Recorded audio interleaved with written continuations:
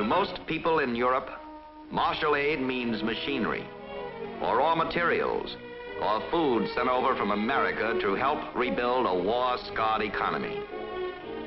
But there's another angle to martial aid, not so spectacular, but just as important. Technical assistance, the spread of what we call know-how. From America come experts to advise, help, and learn. Over to America go teams of Europeans from many different industries to see for themselves.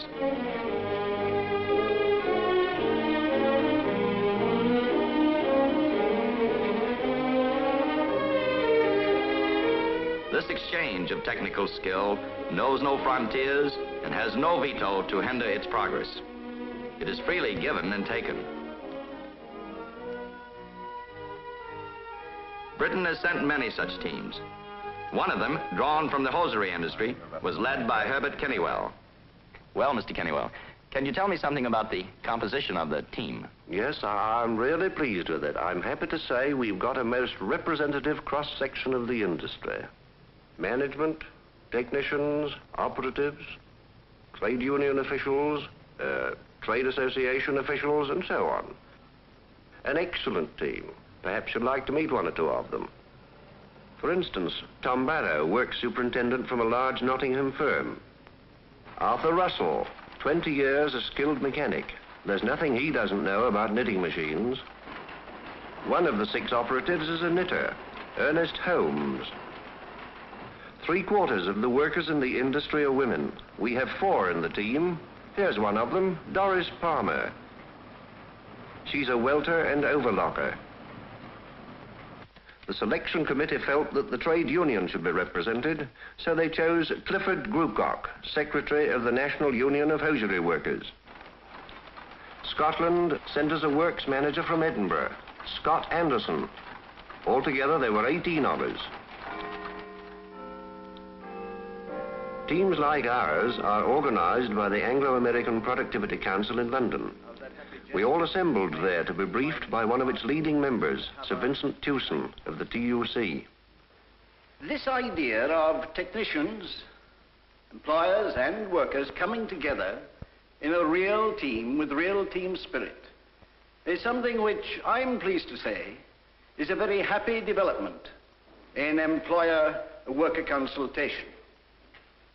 But in spite of this, the main feature has not to be overlooked.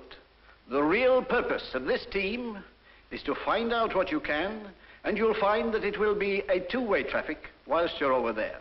But once you get back, the prime purpose which you have after the preparation of your report is to see that the dissemination of the knowledge which you get, as we say, the spread of know-how, is carried right to the nth degree. I'd been to the States before, but coming into New York Harbor, I got the same feeling of suppressed excitement as the rest of them did.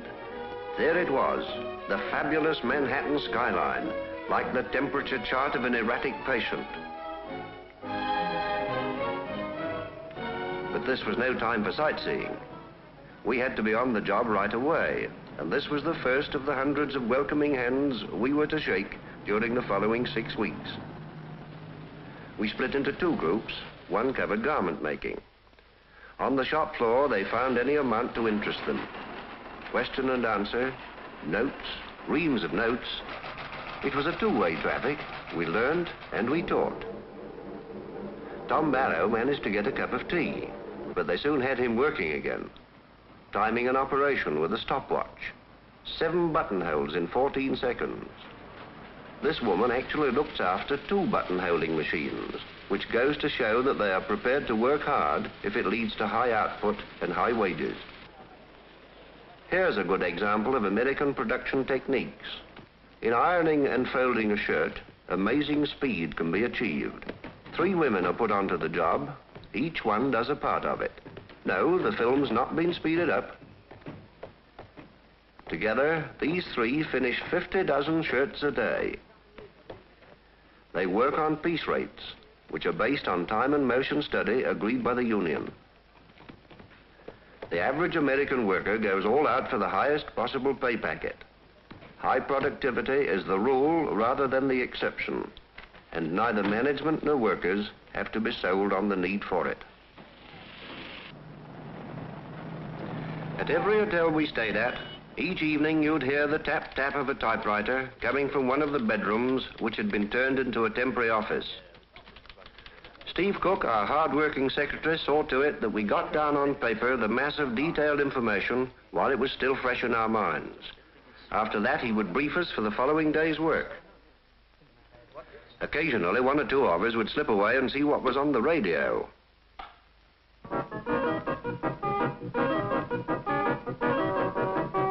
Turn that thing off. I'm trying to get some sleep. There wasn't much sleep for any of us. A lot of our tour was devoted to meeting managements from the big shots downwards. Wherever we went, behind the initial handshake, we found the greatest willingness to pass on useful information.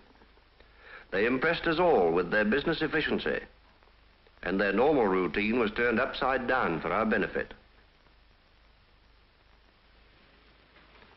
The second group concentrated on stockings and socks. They found modern machinery, well laid out and properly serviced. In this stocking factory, two of these great machines, 60 feet long, are worked by one man and a girl. In making nylons, they go to great trouble to prevent the stockings being damaged by unnecessary handling. These plastic guides, for instance. Or this most ingenious machine which turns a stocking inside out.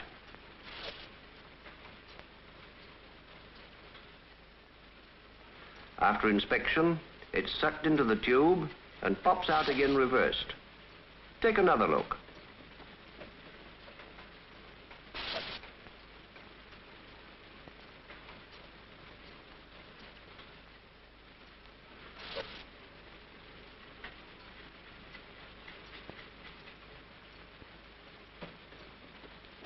Pulled threads reduce production. Each stocking is inspected and damaged threads are made good. But machines can help. This is a brand new one which we came across, very aptly called the Marvel. There's a snag in the stocking. It's put right, just like that. Our stocking experts were most enthusiastic about it, so much so that they arranged to bring it home, and we are now using it in our own factories. We found the canteens much the same as our own. They seemed to think, as we were British, that we couldn't drink anything else but tea, which they went to great trouble to provide. It was when the workers clocked off that we really felt 3,000 miles from home. It is to America's credit that all but the lowest paid workers have their own cars. Their cost of living is high, but so are their wages, and they are able to buy more things than the European worker can. They have brought this about by working more efficiently, by putting more goods on the market. There is no limit to their ambition, nor for that matter to their ingenuity. How about this? A golf ball which obligingly tees itself up.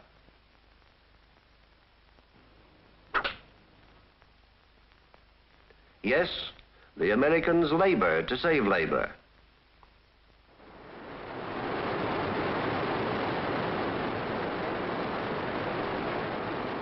Our timetable did allow for a few days sightseeing. At Niagara, we crossed the longest undefended frontier in the world. We crammed as much as we could into a few hectic days.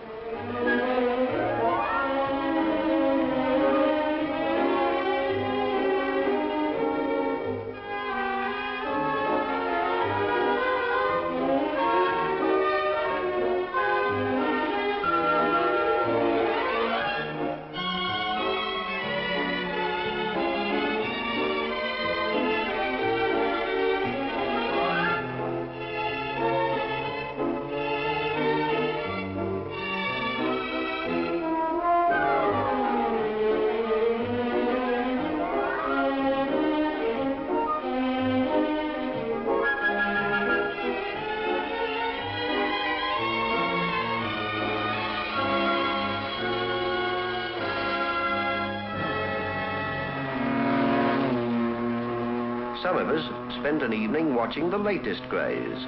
Stock cars hotted up and raced round a quarter-mile track. Write that one off. We were always on the move, by railroad and by coach, in and out of factories, up and down the States.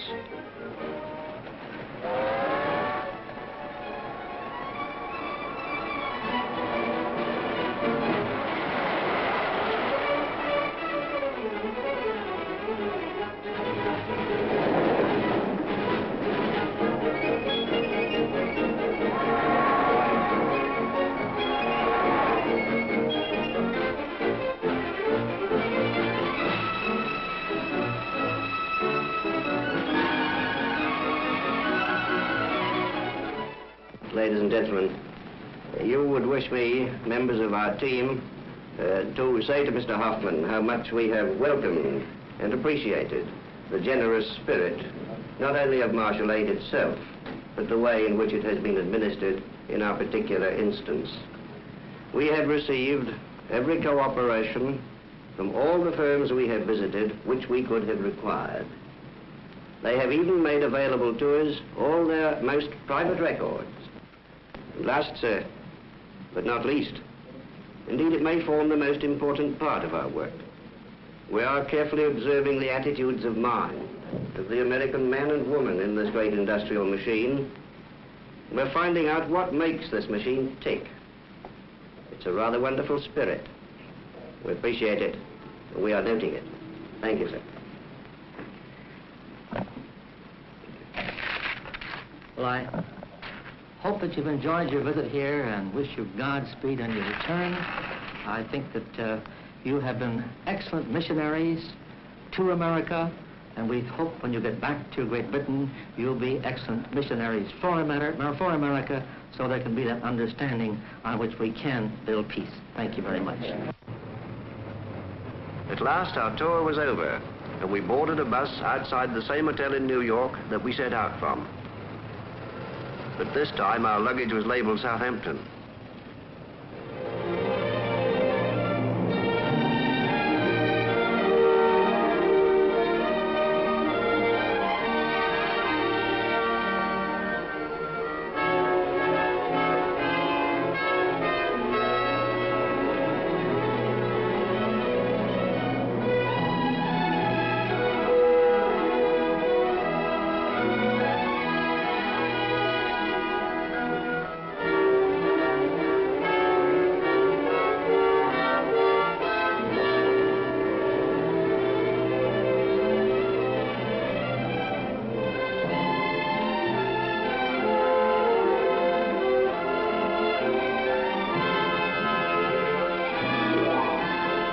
Set out for America as a group of individuals, but during our 6 weeks there, we had become an efficient business unit. We went straight back to work, and of course everybody wanted to know if we'd had a nice holiday. Holiday indeed. The bulging briefcases told their own story. It was nice to be back and meet everyone again. Needless to say, they all expected us to be chewing gum, using a broad American accent and wearing those somewhat startling zigzag ties. Being for the most part reserved Midlanders, I'm afraid we disappointed them. However, we had managed to buy a few odds and ends you can only get over there. Hello, Arthur. But the report was the thing, and it had to be got out as soon as possible.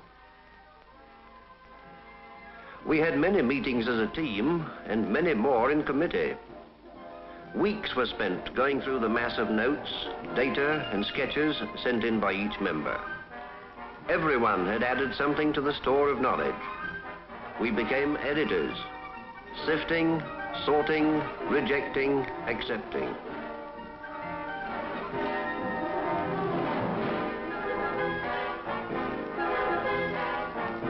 Gradually, the piles of paper thinned out, and the report began to take shape.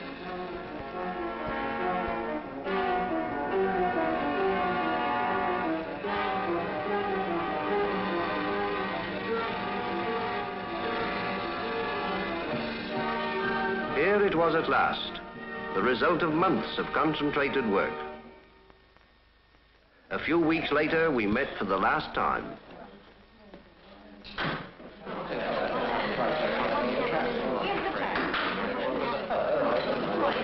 Morning, everybody. After all feeling like work this morning? Well, lads and lasses, here we are together for the last time as a team. Here's our unanimous report, and over 5,000 copies of this were printed and sent out to people in the industry and elsewhere. You probably think I've talked far too much already. Okay. But before we break up, I do want to say two things to you. First of all, to thank you, each and all of you, for the personal effort you've put in to this job of work to make it a success. We lived together happily as a family, if not ever after, at all events, during 8 very strenuous weeks. And we had fun too. But our serious business now is to remember what Sir Vincent Tewson said before we sailed for America, that the prime purpose of visits like ours is to persuade everybody in the industry, both management and labor, that we still have a lot to learn. So, it's over to you.